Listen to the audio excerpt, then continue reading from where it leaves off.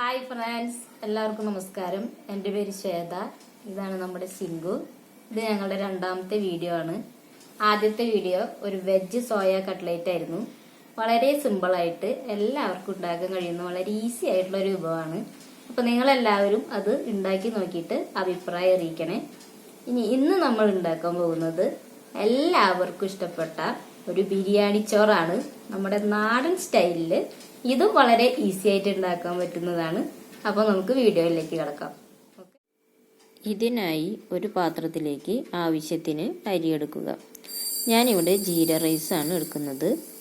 അപ്പോൾ ഒരു ഗ്ലാസ് അളവിൽ 1.25 ഗ്ലാസ് അരിയാണ് എടുത്തു വച്ചിരിക്കുന്നത്. ഇത് നന്നായി കഴുകി അരമണിക്കൂർ വെള്ളത്തിൽ സോക്ക് ചെയ്ത് വയ്ക്കുക. അപ്പോൾ തെർമൽ കുക്കർ നമ്മൾ ഓൺ ചെയ്യാം. ഇനി നമുക്കതിലേക്ക് നമ്മൾ സോക്ക് ചെയ്ത് വെച്ചിരിക്കുന്ന റൈസ് ഇട്ട് കൊടുക്കാം.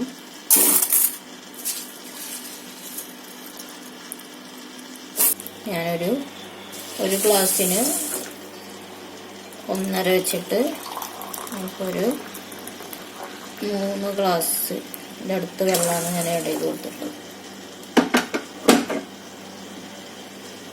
ഇനി ഇതിലേക്ക് നമുക്ക് ആവശ്യത്തിനുള്ള സ്പൈസസ് ആഡ് ചെയ്യാം. അപ്പോൾ നമ്മൾ ബേ ലീഫ് ആഡ് ചെയ്തിട്ടുണ്ട്. അതിലേക്ക് നമ്മൾ പെരിഞ്ജീരകം ആഡ് ചെയ്ത് കൊടുക്കണം.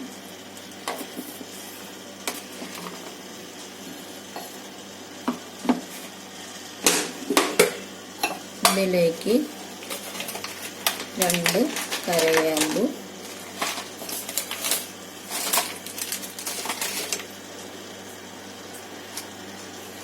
ഏലക്ക, പിന്നെ പട്ട, ആവശ്യത്തിനുള്ള ഉപ്പ് ആഡ് ചെയ്ത് കൊടുക്കാം.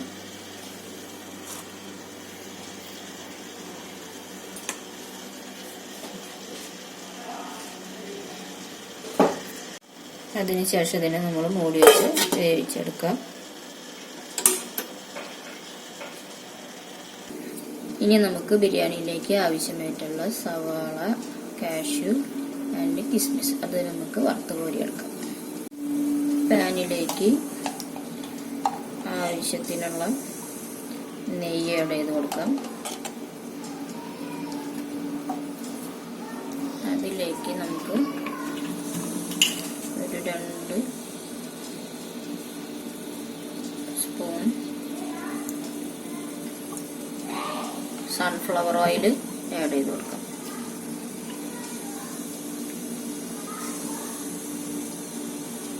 അപ്പം എണ്ണ ചൂടായി വന്നിട്ട് അതിലേക്ക് നമുക്ക് അരിഞ്ഞു വെച്ചിരിക്കുന്ന സവാള ആഡ് ചെയ്ത് കൊടുക്കാം.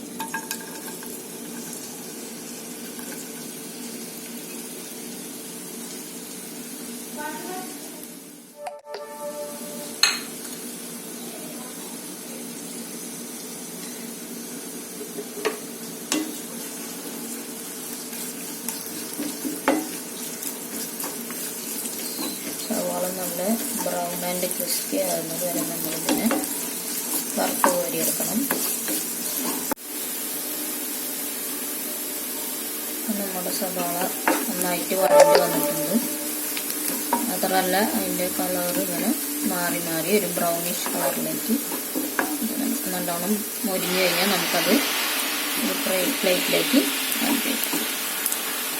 നമ്മുടെ സവാള നന്നായിട്ട് ബ്രൗൺ കളറായിട്ടുണ്ട്. നമുക്ക് ഇനി അതിനെ ഒരു പാത്രത്തിലേക്ക് മാറ്റി വയ്ക്കാം.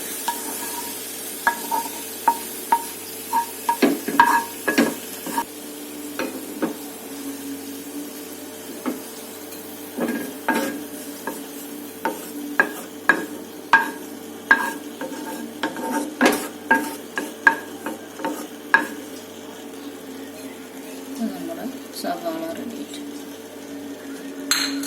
ഇനി നമ്മളിതിലേക്ക് കാഷ്യൂനട്ടാണ് ആഡ് ചെയ്യുന്നത്.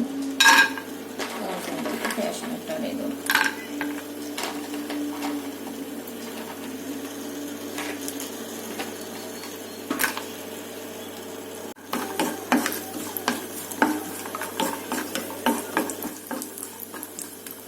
നമ്മുടെ കാഷ്യൂനട്ട് റെഡി ആയിട്ടുണ്ട്. അത് നമുക്കൊരു പാത്രത്തിലേക്ക് നമുക്ക് ഈ പാനിലേക്ക് കിസ്മിസ് ആഡ് ചെയ്യാം. നമ്മൾ കറുത്ത മുന്തിരിയാണ് എടുത്തിട്ടുള്ളത്. അത് നമുക്ക്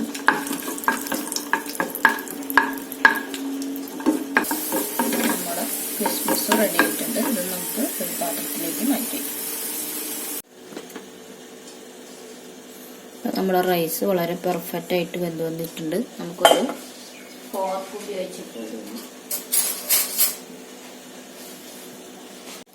ഫോർക്ക് ഉപയോഗിച്ചിട്ട് അതിനൊന്ന് ജസ്റ്റ് ഒന്നിങ്ങനെ ഇതാക്കി കൊടുക്കാം.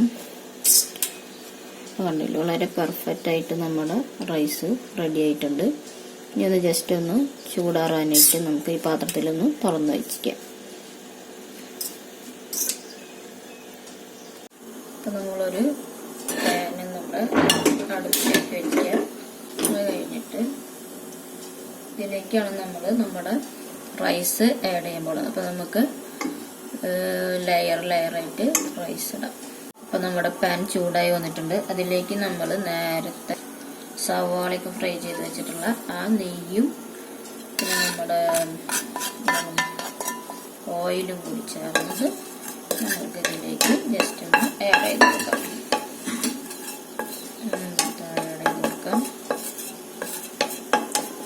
അതിനുശേഷം നമ്മൾ അതിലേക്ക് കുറച്ച് അണ്ടിപ്പരിപ്പ്, കിസ്മിസ്, അതുപോലെ തന്നെ സവാള നമുക്ക് അടിക്കും.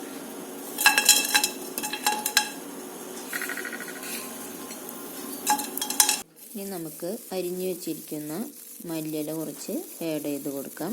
പിന്നെ നമ്മൾ കട്ട് ചെയ്ത് വെച്ചിരിക്കുന്ന പൈനാപ്പിളും ആഡ് ചെയ്യാം. ഇനി അതിലേക്ക് നമ്മൾ വേവിച്ച് വെച്ചിരിക്കുന്ന റൈസ് നമുക്ക് ആഡ് ചെയ്ത് കൊടുക്കാം. അപ്പോൾ നമുക്ക് ഫസ്റ്റ് തന്നെ ഒരു ലെയർ ഇട്ട് കൊടുക്കാം. അതിനുശേഷം അതിലേക്ക് കുറച്ചും കൂടി ആഡ് ചെയ്യാം. ഇനി ഇതിലേക്ക് നമ്മൾ വീണ്ടും അടുത്ത ലെയർ സവാളയും കാഷ്യും കിസ്മിസും ആഡ് ചെയ്ത് കൊടുക്കാം. അതിലേക്ക് കുറച്ച് മല്ലിയിലയും കുറച്ച് പൈനാപ്പിളും ആഡ് ചെയ്ത് കൊടുക്കാം. പിന്നെ ഞാനിതിൽ കുറച്ച് ഗരം മസാലയും ആഡ് ചെയ്ത് കൊടുക്കുന്നുണ്ട്. ഇതിനെന്താണെന്ന് വെച്ചിട്ടുണ്ടെങ്കിൽ നല്ല സ്മെല്ലൊക്കെ കിട്ടാൻ വേണ്ടിയിട്ടാണ് ഗരം മസാല ആഡ് ചെയ്ത് കൊടുക്കുന്നത്. പിന്നെ അതിന് മുകളിലായിട്ട് നമുക്ക് കുറച്ച് നെയ്യ് ഒഴിച്ചു കൊടുക്കണം. അപ്പോൾ ഞാനിത്തിരി നെയ്യ് അതിൻ്റെ മുകളിലായിട്ട് ഒഴിച്ചു കൊടുക്കുകയാണ്. ഇനി നമുക്ക് അടുത്ത ലെയർ റൈസ് ആഡ് ചെയ്ത് കൊടുക്കാം. അപ്പോൾ ഞാൻ അടുത്ത ലെയർ റൈസ് ആഡ് ചെയ്ത് കൊടുക്കുകയാണ്.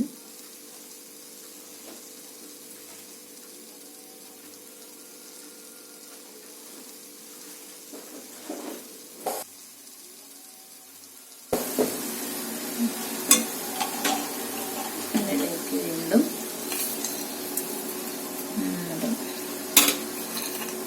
മുന്തിരിയും അണ്ടിപ്പരിപ്പും സവാളയൊക്കെ ആഡ് ചെയ്ത് കൊടുക്കാം.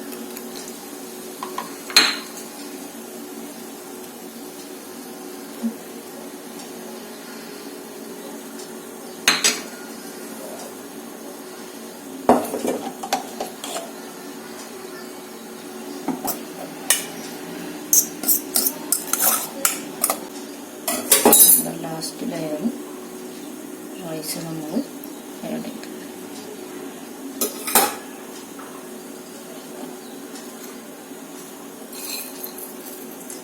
ഇതിലേക്ക് ബാക്കിയുള്ള അണ്ടിപ്പരിപ്പ് മുന്തിരി ആഡ് ചെയ്യാം. പൈനാപ്പിൾ, മല്ലിയില ആഡ് ചെയ്ത് കൊടുക്കാം.